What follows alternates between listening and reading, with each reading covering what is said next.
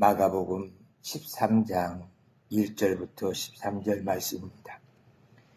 예수께서 성전에서 나가실 때 제자 중 하나가 이르되 선생님이여 보소서 이 돌들이 어떠하며 이 건물들이 어떠하니까. 예수께서 이르시되 내가 이 큰 건물들을 보느냐. 돌 하나도 돌 위에 남지 않고 다 무너뜨려지리라 하시니라.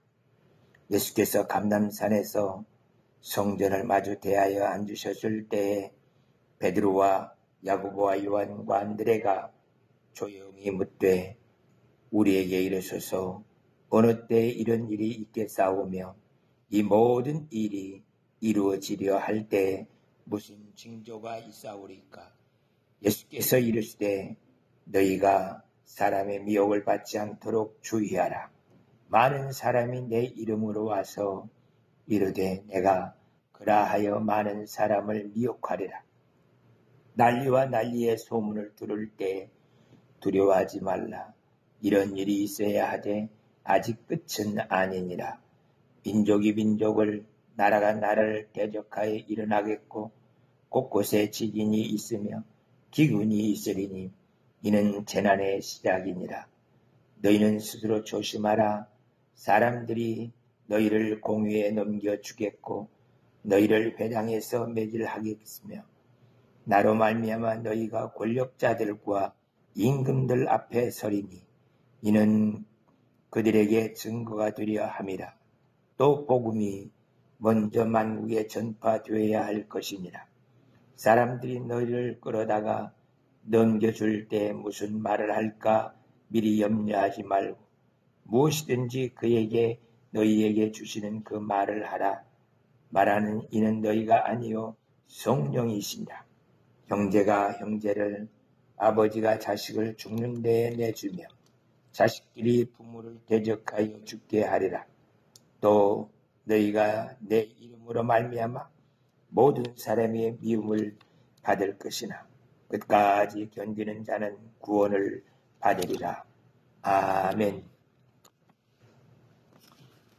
예수님께서 이제 나귀를 타고 예루살렘에 입성하셔서 십자가를 지실 시간이 눈앞에 다가왔습니다.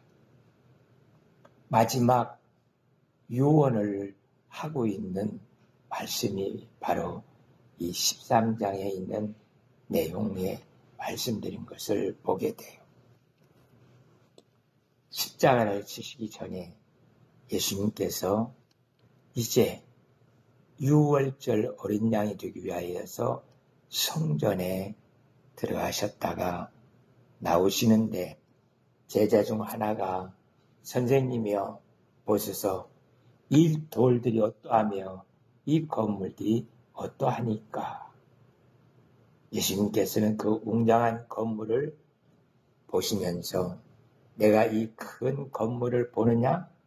돌 하나도 돌 위에 남지 않고 다 무너뜨리리라. 이 모든 건물들이 다 무너질 날이 왔다라는 것을 가르쳐 주고 있습니다. 눈에 보이는 예루살렘 성전의 그 건물들이 무너진다라는 실질적인 사건이 AD 70년에 있었습니다. 그 성전이 무너질 뿐만 아니라 실제 이제 성전의 기능이 사라져요. 그동안에는 하나님께 나아가 예배드릴 때 양이나 소나 비둘기 이 짐승들을 가지고 가서 하나님께 제물로 드리면서 예배를 드렸어요.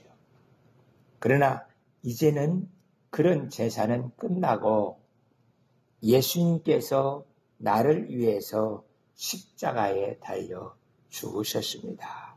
이것을 고백하는 그 사람들이 하나님의 자녀가 되어서 하나님의 영광을 누리면서 예배할 수 있는 그런 예배의 모습이 전혀 다른 모습으로 이렇게 바뀌어지게 되어지는 것을 말씀하고 있습니다.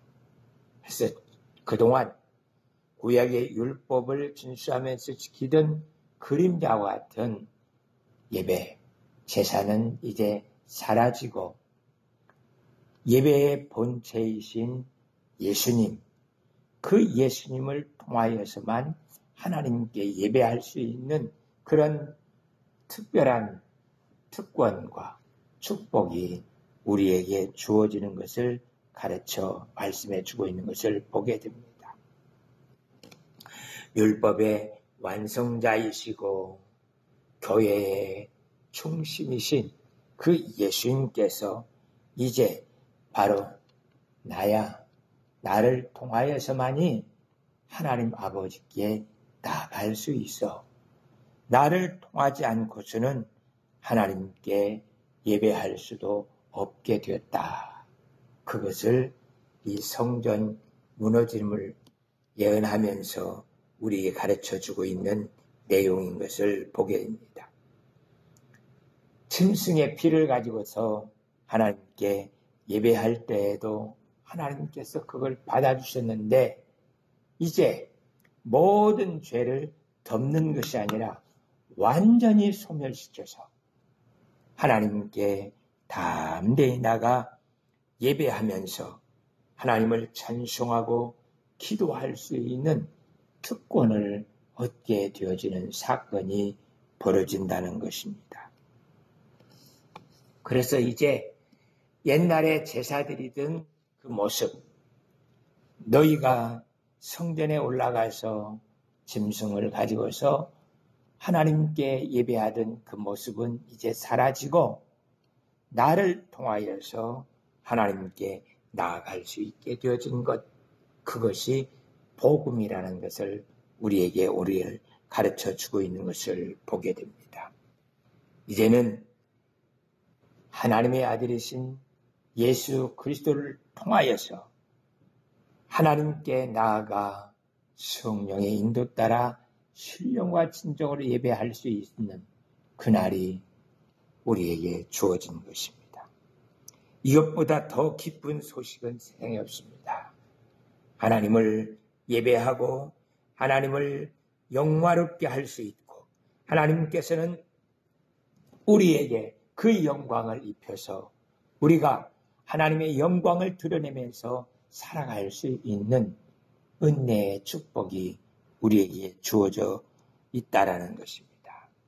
그래서 제자들이 3년 반 동안 예수님을 따라다녔지만 성전보다 크신 예수님, 짐승의 제자를 완성시키신 예수님, 그 예수님을 통하여서 하나님께 나아갈 수 있고 직접 아바 아버지하고 부르면서 기도할 수 있는 이 놀라운 축복 주신 것을 우리가 모르고 산다면 안타까운 일입니다.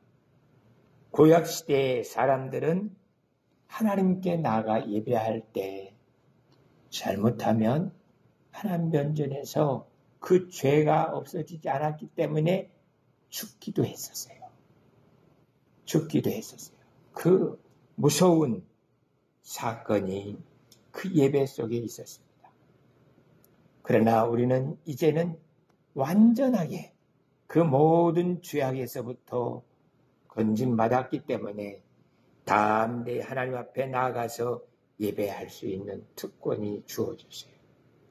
길에 가다가도 차에 운전하면서도 일하면서도 하나님 아버지 하고 부르면서 하나님 앞에 나아가 예배하고 기도할 수 있는 그런 특권이 우리에게 주어져 있다는 것을 가르쳐 주고 있습니다.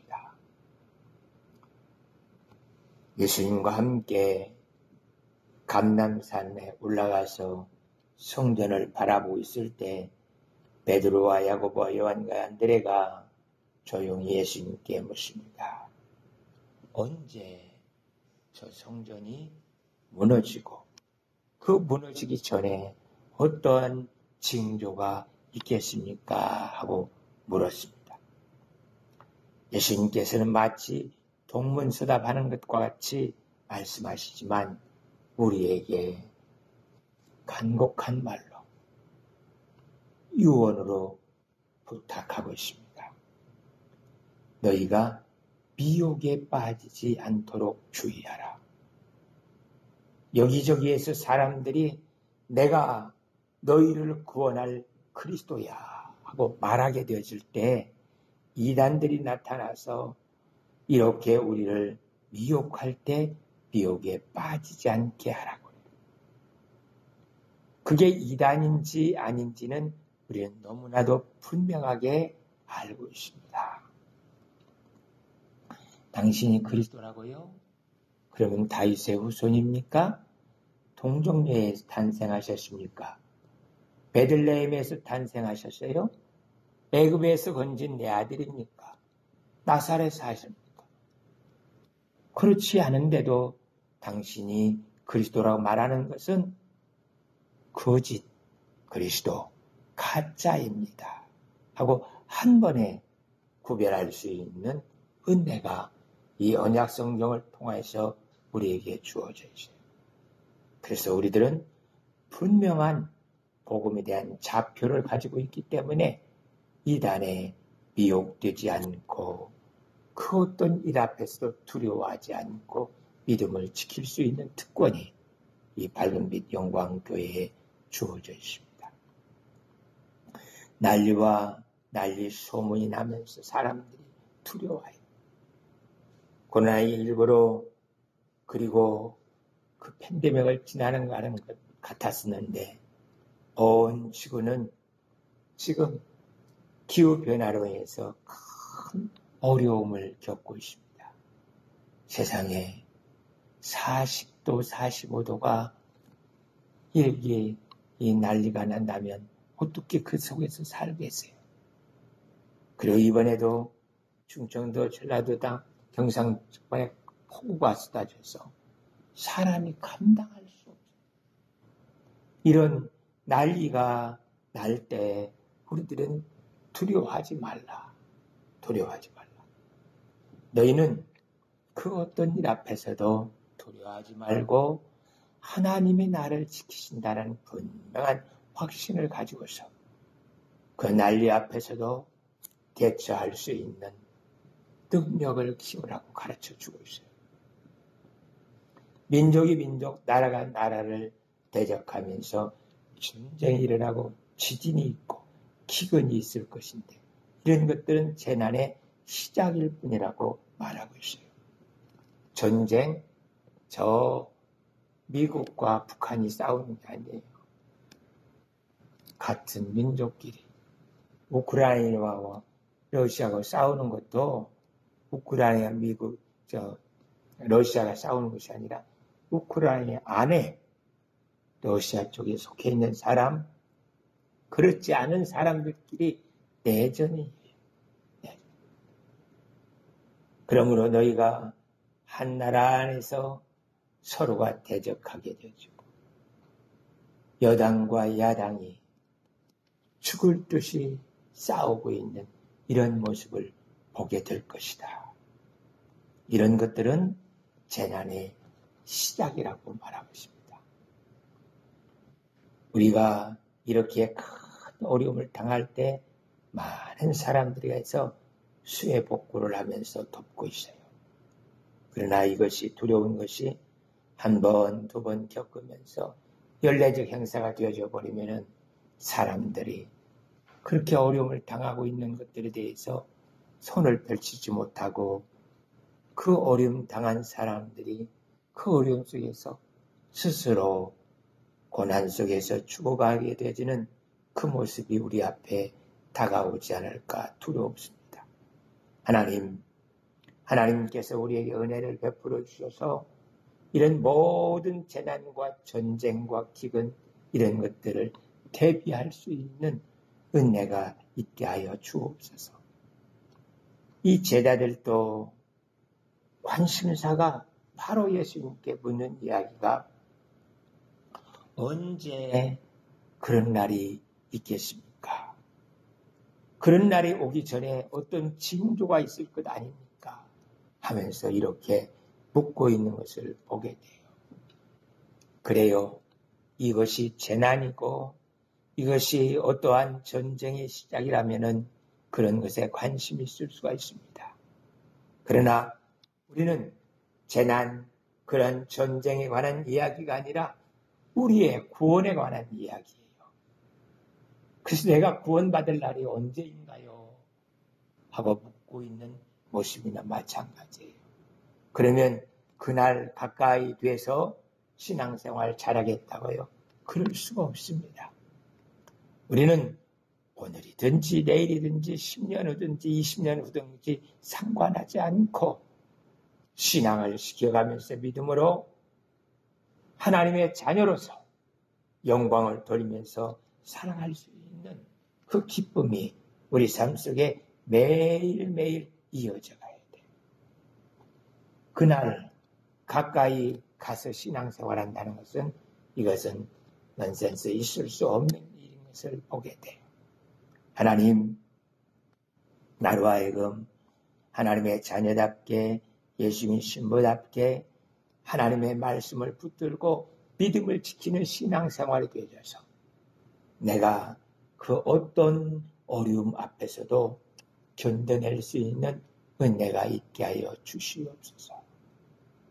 돈과 문화 속에서 세상 속에서 살려고 하는 사람들은 이런 어려움이 찾아왔을 때 감당하기가 쉽지 않습니다. 요새 TV 프로그램에 자연으로 돌아가는 그런 사람들의 모습을 보게 돼요. 그래서 우리가 그냥 이런 문화시설 없어도 살 수 있는 능력을 키우는 것이 중요한 일인 것을 보게 돼요. 그래서 하나님 나에게 은혜를 베풀어 주셔서 그 어떤 난리 앞에서도 전쟁 앞에서도 두려워하지 않고 감당할 수 있게 내게 힘을 허락하여 주옵소서. 사람들이 저를 이야기할 때 부지런하다. 무엇보다도 어려움이 주어질 때 수습하는 능력이 다르다는 이야기를 해요.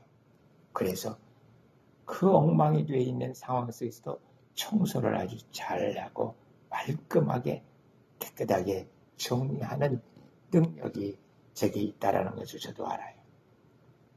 하나님, 난리 앞에서 어려움 앞에서 두려워하지 않고 그 일을 아주 쉽게 간단하게 처리하면서 해결할 수 있는 능력이 우리에게 있게 하여 주시옵소서.